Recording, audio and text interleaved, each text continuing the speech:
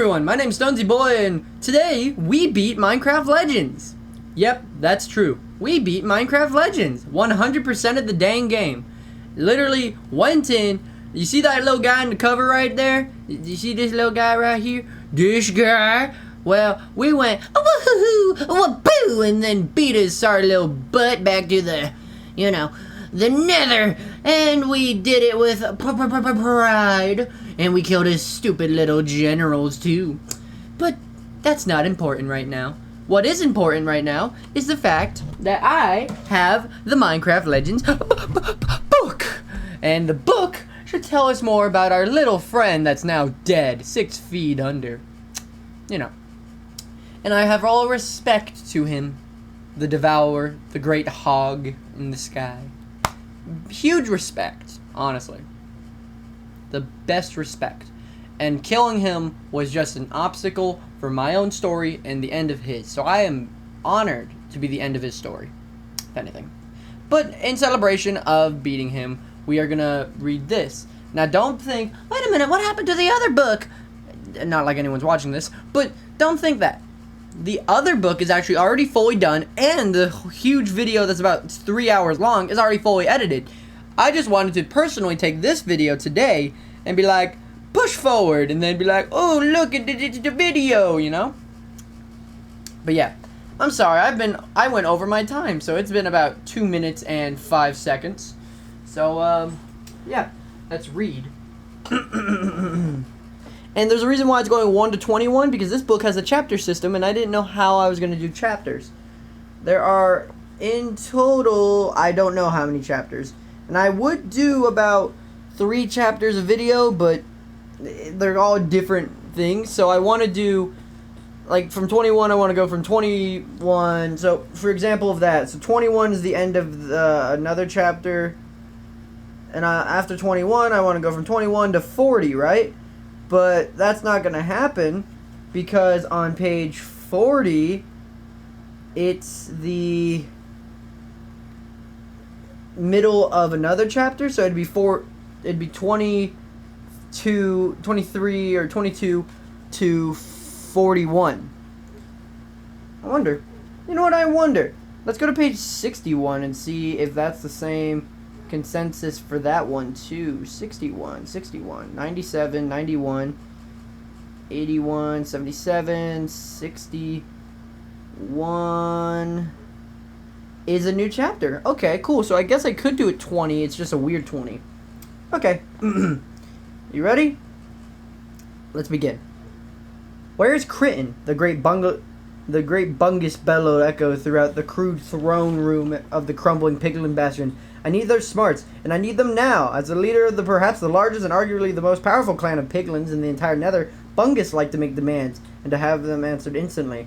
They hadn't fought their way to the top of the heap to have people ignore their demands, no matter how ridiculous they may be. The fact that Crichton seemed to be avoiding them once again, if not outright hiding them entirely righteous wrath, made their blood boil, like the lake's lava that bubbled through the bastion's broken walls.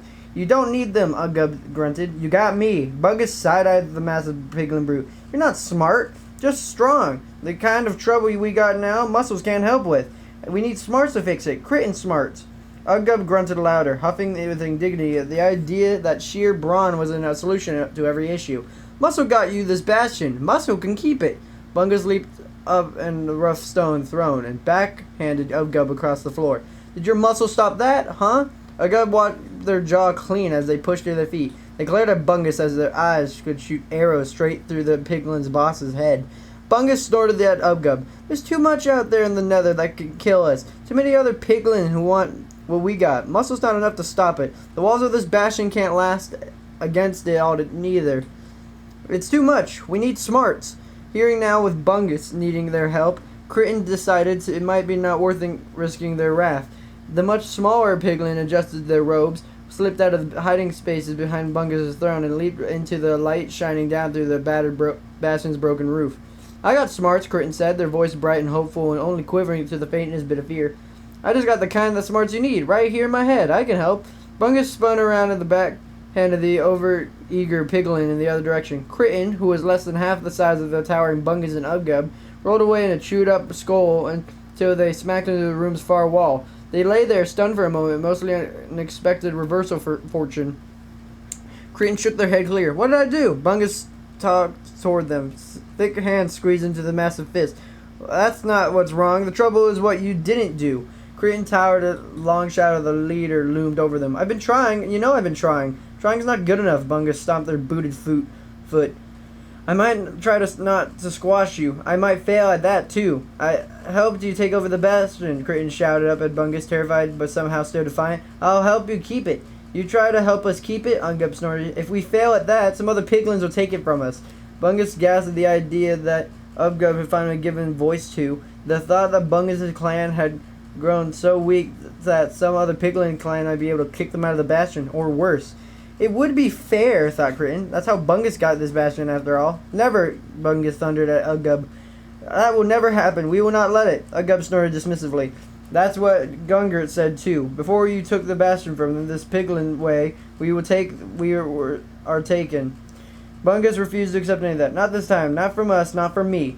Ungub snuffled at the slightly larger piglin. What makes you so different? Cretan could see the seeds of betrayal slowly growing in the brute's thick skull. Bungus dabbed a sacred and meaty finger at Cretan. Because the smart one here will stop it. They will find a way to protect us. To keep the bastard nut for us. Us? Cretan shook their head, wondering if the traitor's thoughts growing in Ungub's head had begun to infect their own mind too. You mean you? Bungus chuckled. This is not about me. This is not just about me. It's about us. Ungub's brow creased and the brute struggled to understand Bungus's line of reasoning. The brute wasn't particularly practiced at anything. How'd you figure? If I fall, the clan falls with me. If we don't have enough piglins to defend this place without me, not anymore. And when we don't have enough piglins, Cretan finished the boss's sentence in a much quieter voice. The other piglin clans will charge in and destroy whoever's left. Despite how soft Cretan's voice had become, those words echoed through the otherwise utterly silent throne room. Even Ungub realized that Cretan was right. That they only made the brute matter. They turned toward the smaller piglin, their face contorted with rage. So that's what you're going to do about it, smart one? Cretan froze, their eyes darting toward the throne room, only exit. A pair of well-armed piglin guards stood just outside of it, pretending they hadn't heard the entire conversation. Cretan could never make it past them. Cornered, Cretan leaped to their feet, instead squared off against Bungus, doing their level best not to tremble in fear, and failing at that too. The best they could hope for is the way that their shaking might come across as rage. You think I have been trying? I'm doing everything I can. It's not my fault. Bungus advanced toward Kitten, and the advisor hastened to clarify himself. It's not even yours. I studied what happened to the last 5 leaders in charge of the bastion. None of them could stop this from happening either. Bungus stabbed Cretan in the chest with a thick finger, pressing smaller piglin against the wall hard enough to make their heart hurt. Maybe you're the problem. Maybe it's me. Either way, you got one last chance to fix this. And if I don't, Cretan tried to make taking a boost like this, and it worked alongside Bungus for a long time now, and it might be a good partnership. Bungus for a long time now, and had been a good partnership, one that benefited them both. It had gotten them in this bastion, something they had been working toward as long as Cretan could remember. But now that they achieved that, what would happen next? Bungus drew a thumb across their throat and jerked it over to their shoulder. Then you're out of here, into the nether, on your own. Cretan recoiled as far as the wall could allow, which wasn't much. That's a death sentence. The hoglins out there will eat me alive, Bungus chortled. Then it's at least you'd finally do some good for somebody. Chapter 1. For the zoo. When it comes to being a zookeeper, I'm an absolute failure. Farnham thought as he hiked through the overworld, glad that no one could hear him confessing that he was really thought of himself. It was hard enough keeping up the appearances around his friends so that they couldn't abandon him. He just couldn't lie to himself.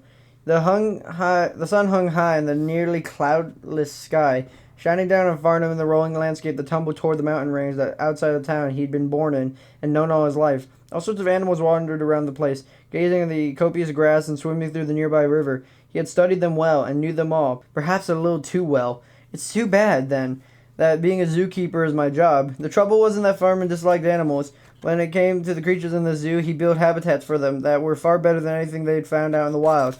If they had to give up the freedom to roam anywhere, after all, it seemed only fair that to make their new homes as wonderful for them as they possibly could. The trouble was making the zoo was small and only featured creatures like the ones he saw were not the hike, common and ordinary ones that anyone else could see in the wild by simply venturing outside the town limits and their own feet. The only thing the zoo offered any of its visitors was convenience.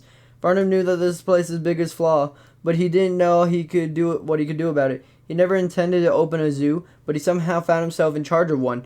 It had all started when he'd been out on a hike on a day very much like today and stumbled across an injured fox, which such creatures were usually found on taiga biomes, so it must have wandered far from its home. He normally never would have been able to capture such a creature with his bare hands, but hurt as it was, it had allowed him to gather up in his arms and take it home so he could nurse it back to health. Once Reynard, he named the fox, was healthy again, Farnham had tried to release it into the wild again, but the fox didn't want to go. It just stuck around his home and begged for sweet berries instead. Eventually Farnham had relented and taken the fox in. Rather than let it run wild in the house, where it kept picking up his things and carrying them out, he built a large enclosure for it outside of his place. While the pen had been more to keep people out of the fox's designated area than keep Reynard in, once people realized that there was a fox living in town, they started coming around and get a better look at it. Someone eventually asked if they could make a donation to help pay for Reynard's upkeep, and it wasn't long after Farnham decided to make a zoo an official thing and build it around Reynard's home. Unfortunately, Farnham was terrible at finding rare and exotic creatures and bringing them back to the zoo. To date, the only other creatures in the zoo besides Reynard's are a cow, a donkey, a pair of sheep, a rabbit, and a turtle. The kind of creatures you could find all over the lands around town. Perhaps not surprisingly, no one seemed to care much about them. Despite that, Farnham had put a lot of effort into each of the creatures a wonderful home and keeping them well fed and sheltered. He hadn't considered this business decision as simply the right thing to do for these lost creatures, and he didn't have the heart to chase any of them out when they refused to leave. Still, if they weren't going to stick around, he felt obligated to feed them, and the donations for the zoo had mostly dried up. If he didn't get something new and exciting for the zoo soon, he'd have to start choosing between feeding the animals or feeding himself. The thought of making his stomach rumble. He adjusted the watertight pack on his back and wondered how long it would be before he would open up it for a snack. "At least it's a beautiful day," he said aloud to no one at all. That's when he spotted a cave, or at least opening to it, a wide hole tucked away under an edge of a rolling hill. The sight of it turned his blood cold. Farnham would never travel all that far from his town, not since the incident in the underworld, as he liked to call it.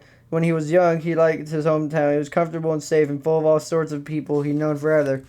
Other than wanting to find new animals for the zoo, he had never had a strong desire to leave. Because he wanted to bring more and more unusual creatures into the zoo, though, he'd been striking out farther and farther on his hikes. He knew that finding real exotic creatures would mean having to explore much farther away, and he was working up to that. In the meantime, he figured scouring the lands around the town would make for a good start.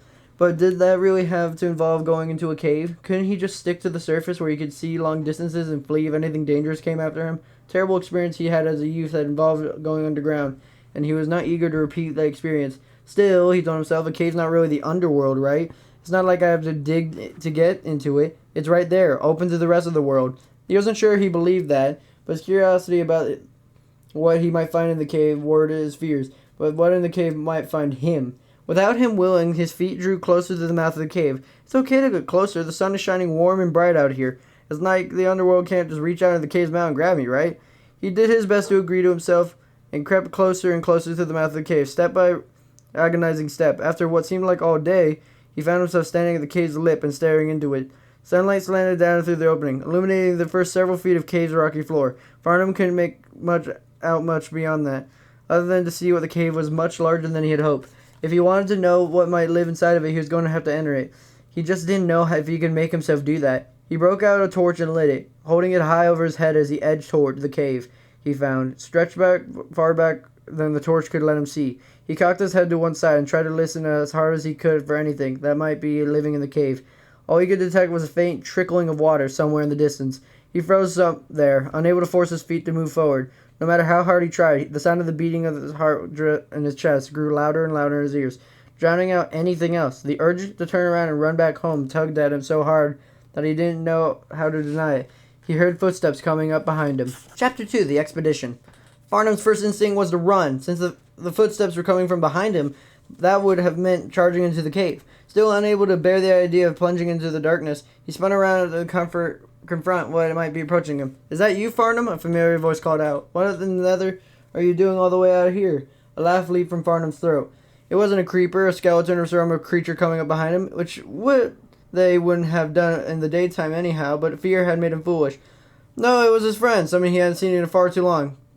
"Grinchard, it's you!" Farnham's fears fell away as he dashed toward the explorer, fighting back his tears of relief. Who else would it be, you fool? Grinchard laughed as Farnum reached them and threw his arms around them. The zookeeper was so relieved to see the explorer that he didn't notice that someone else was there, too. But he's not alone, Maestra piping up just behind Grinchard. She swept around his right side and joined in what seemed like a group hug. I'm glad we found you. Farnum stepped back and smiled at them both, happy but confused. Why are you looking for me? I suppose that's my fault, Grinchard confessed. I just got back in time from my latest adventure, and the first thing I want to do is see my pals again. So they stopped by and grabbed me, Maestra interrupted, and we went looking for you, Grinchard finished. Farnum nodded, instantly understanding. But I wasn't home. Grinchard chuckled. No, you weren't, which shocked me, of course, but it didn't surprise Micro much. I told them how worried you'd been about your zoo, Micro explained. How you would have been scouring the lands around here in the hopes of finding more creatures to bring into it. Grinchard craned their neck around when gazed at the familiar landscape sprawling all around them. You're going to have to get a lot farther away than this if you want to find anything really interesting. Farnum flashed an embarrassed smile. He was still too happy about seeing his friend to make any comments like if it was the wrong way. You didn't have to come looking for me. Yeah, but I'm not all that patient, Grinchard said, and it's going to get dark soon. It's not like you wander outside of this town this late in the day, Micro said. We were that something might have gone wrong. An awful feeling struck Farnum in the gut. You didn't form a search party, did you? Micro chuckled over his shoulder. Don't worry yourself. It's just the two of us.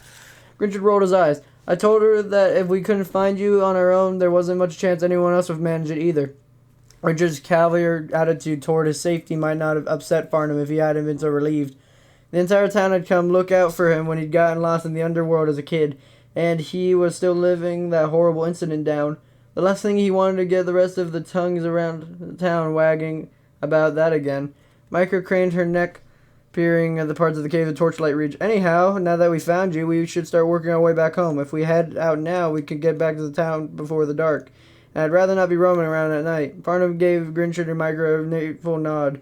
You really are the best friends anyone could ever ask for. Remember that the next time we need something from you too, Grinchard said with a cackle. The irony of Grinchard rarely needed anything from anyone. They didn't own a house. They usually slept out under the stars instead, or built a small shelter whenever they needed it. The only thing they owned or treasured was their sword, and they made their living by its use, offering protection to those who needed it. Grinchard often disappeared for weeks or even months at a time, but they always came back home eventually. Often they returned with a little more than stories in their travels, but those were amazing enough that no one ever complained. I still don't understand how you found me, Farnum said with a side-eye at the entrance of the cave. I've gone to a pretty decent tracker, Grinchard said, which you know if you ever came out into the wild with me, you left a trail as wide as a road. Is that a bad thing? Margaret smiled at him. Not if you want to be found. Farnum glanced back toward the cave of the mouse and sighed. He spent so long trying to get help his courage to explore inside it, and the moment had passed. Maybe you didn't want to, Grinchard asked with a gleam of mischief in their eye. You were eyeing that cave like you wanted to claim it. Micro arched a disapproving eyebrow at Grinchard. Have you forgotten the time Farnum got himself trapped underground when we were all kids? Stuck down below, surrounded by obsidian, unable to do anything but to dig himself out? She gave Farnum a concerned look. How long were you down there again? 2 days, Farnum said, the thought of the memories that threatened to swallow him. It was 2 days. I'm sure it seemed a lot longer, Micro offered. Imagine being stuck down there in absolute blackness for so long. No way to mark the passing of time. No way to know if you ever escape it. Her voice trailed off in a symphony of Farnum's plight. I don't have to imagine, he said. I was there. You're right. It was awful. Grinchard put her hand on the hilt of his sword and scoffed. It was an awful long time ago. That drew Farnum up short for a moment. I still have nightmares about it. He noticed the pity swelling in Micro's eyes, and he quickly added, not every night, you know. Just now and again. Ah, so that's why you never want to go exploring, Grinchard said. Or mining, said Micro, perhaps a bit too loudly. Farnum and Grinchard stared at her. What? It's the best thing in the world. He doesn't know about what he's missing out on. You really ought to give it a try, Grinchard said to Farnum. Oh, don't give him a hard time about it, Micro turned to Farnum to apologize. I'm sorry about that. I get overexcited sometimes. Then he turns back to Grinchard. Do you understand? Do you think he's such a homebody by nature? Do you think he started the zoo rather than try his hand at something that might take him out of town? Grinchard shrugged. You and I go off and have all sorts of wild adventures. We wandered all around over the place. We have exciting jobs that people praise us for constantly. I didn't figure he's just homebody, you know, just like most people around here. Farnum opened his mouth to protest, but Micro interrupted him. That's not fair. If you say so, Grinchard clearly wasn't convinced. He'd been stuck here for years, working in a so-called zoo, in which the most exotic attractions are things you can find on nearly any farm.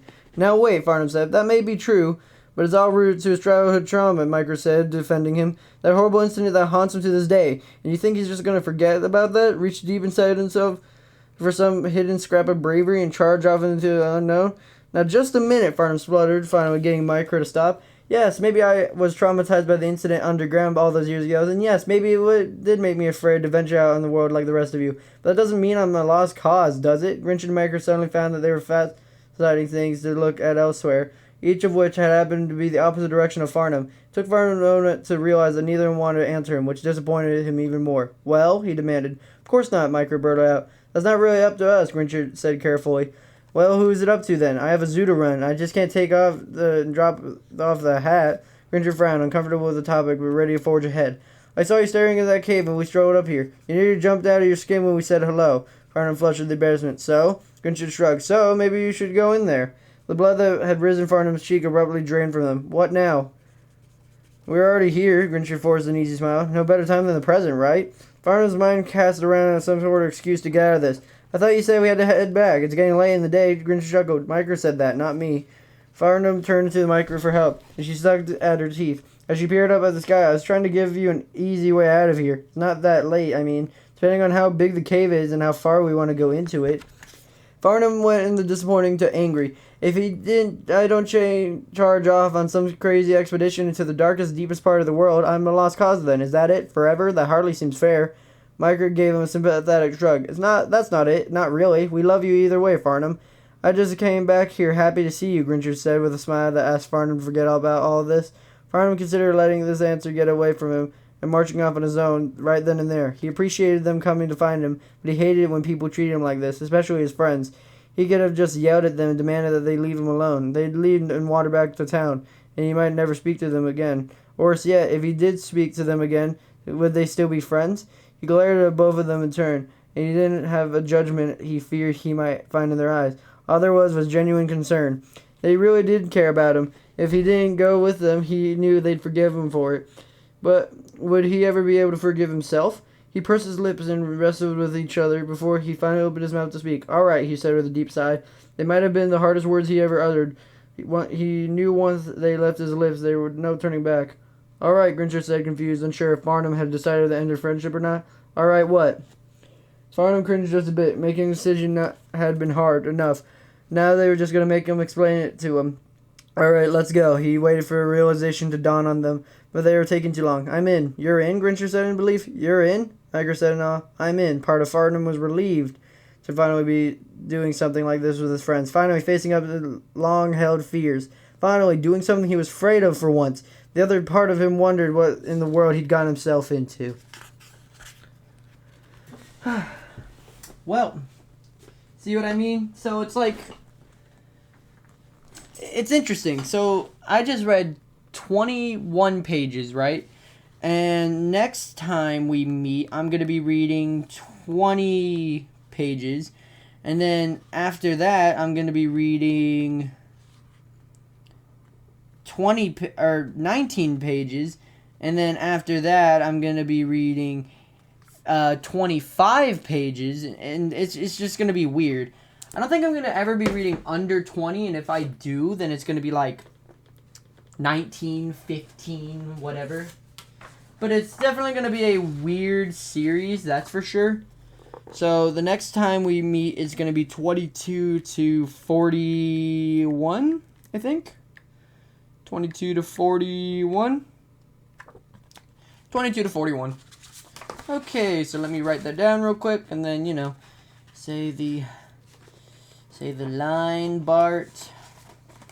And this was written by Matt Forek, who is known for making one of the other books that I haven't read on the channel, sadly, but I have read on my own time, which is an amazing book called Rise of the Arch-Illager.